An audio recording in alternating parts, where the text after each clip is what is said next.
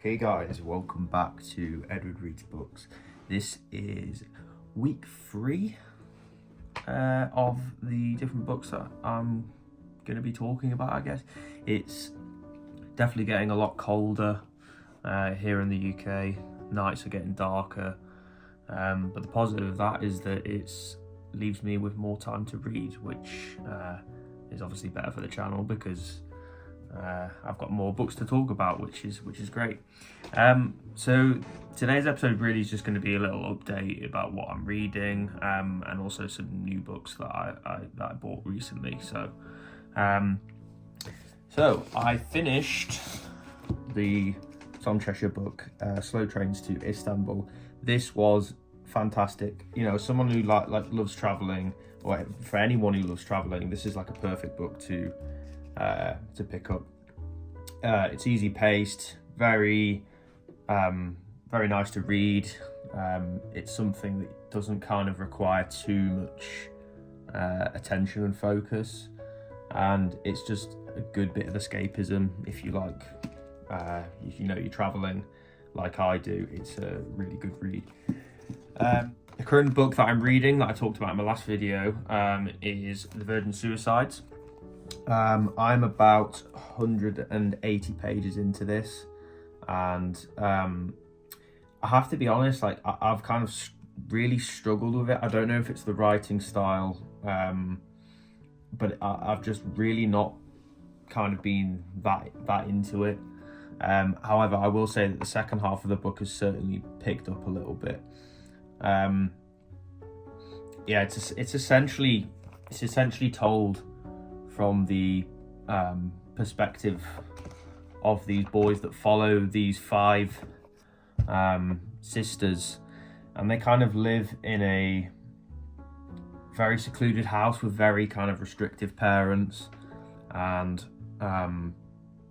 you know, the mum kind of doesn't really let them do anything, and it's just like, I'm enjoying the concept of it, but I just can't seem to really get into it. But we'll see how I feel about it at the end of the book, I guess. Obviously, you know, the title itself has got a lot to do with what the book's actually about, and for that, like, if you're looking for something that's like a cheery read, I definitely wouldn't read this, because there's a lot of parts of this were actually quite depressing and difficult to read about. But I am going to watch the film at some point as well, because I'm really intrigued to see what the film is like in comparison to the book. But yeah, that's The Virgin Suicides. I'm hoping to finish this tonight. But yeah, I don't know, there's something about it. It might be the writing style, but I'm just finding it really difficult to read at the minute. Anyways, so moving to some books which I picked up. Got quite a few to talk about, so I will try and rush through these as fast as I can. First one I got was John Williams' Stoner. I've heard so many good things about this book from multiple different people on YouTube, and just like book reviewers in general.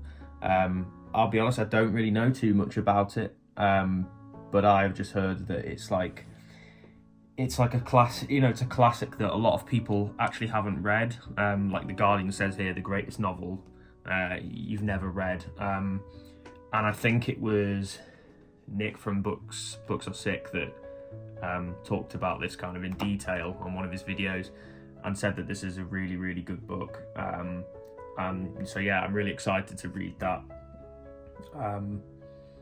Yeah, so I'll read you a bit of the blurb. He had entered the University of Missouri to study agriculture, but now he will never return to work on his father's farm. Instead, Stoner becomes a teacher. He marries the wrong woman.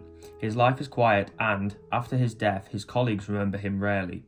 Yet with truthfulness, compassion, and intense power, this novel uncovers a story of universal value, of the conflicts, defeats, and victories of the human race that pass unrecorded by history, and in doing so reclaims the significance of an individual life. So yeah, after the recommendations, I just had to pick this up from I actually picked it up in a bookstore in Edinburgh, actually. But yeah, looking forward to reading this. The next one is kind of a bit of a, I don't know what you'd call it, a modern classic. and that is Mark Twain, Tom Sawyer and Huckleberry Finn. Again, this is a one that I'm actually very surprised that I've never read before, but I know it's now considered like a classic book, and I'm just looking forward to reading about Huckleberry Finn and about Tom Sawyer, and it just, to me it just kind of really appealed. And like, also, just can we appreciate that cover? That cover is gorgeous. So yeah, I don't honestly know too much about this, but I know it's a very they're both, that it's a very popular book essentially. And I was speaking to a friend about this, and he said it's a worthy read. So yeah, that is Tom Sawyer and Huckleberry Finn. Look forward to reading that. Next one I picked up was If We Were Villains by M.L. Rio. There's a common theme with these books. I've bought a lot of them basically based on recommendations. I don't know actually too much about them, but I'll read the blurb to you. It did appeal to me when I actually picked this up. So, Oliver Marks has just served 10 years for a murder he may or may not have committed. On the day of his release, he is greeted by the detective who put him in prison. Detective Colburn is retiring, and he wants to know what really happened a decade before. As a young actor at an elite conservatory, Oliver noticed that his talented classmates seemed to play the same characters on stage and off, villain, hero, temptress, though he was always a supporting role. But when the teachers change the casting, a good-natured rivalry turns ugly, and the play spilled dangerously over into real life. When tragedy strikes, one of the 7 friends is found dead. The rest face their greatest acting challenge yet, convincing the police and themselves that they are blameless. I read the blurb of this, and again, I know a few people that read this, and I was like, yeah, I've just got to pick this up, because it just sounds right up my street. I love anything kind of to do with like murder and conspiracy and things like that, so this is one that I'm really interested to delve into. So that is If We Were Villains. Next one, another recommendation. There is a theme here, and that is White Fang by Jack London. Can we just appreciate how beautiful that cover is? Like, that cover is amazing. Like, I think if anyone saw that cover, they'd be intrigued by it. It is really, really good. So yeah, this book's essentially about a wolf dog who's basically taught by men to kill for their pleasure. And yeah, I've been recommended this book before, and I'm interested to see what it's about, essentially. And the last and final one, I think this is probably going to be the most heavy read of all of the books, and that is Crime and Punishment by Fyodor Dostoevsky. Again, I've just heard kind of lots of people talk about this book, talk about how it's a classic and that everyone should really read it. So I decided to pick it up. So it says, Crime and Punishment is one of the greatest and most readable novels ever written. From the beginning, we are locked into the frenzied consciousness of Raskolnikov, who, against his better instincts, is inexorably drawn to commit a brutal double murder. From that moment on, we share his conflicting feelings of self-loathing and pride, of contempt for and need of others, and of his terrible despair and hope of redemption. And in a remarkable transformation of the detective novel, we follow his agonized efforts to probe and confront both his own motives for and the consequences of his crime. Yeah, really intrigued to read this, but I am aware that it's probably going to be quite a heavy book, and so look at the pages. Yeah, it's an over 400-page book, so it might take me some time to actually get through this.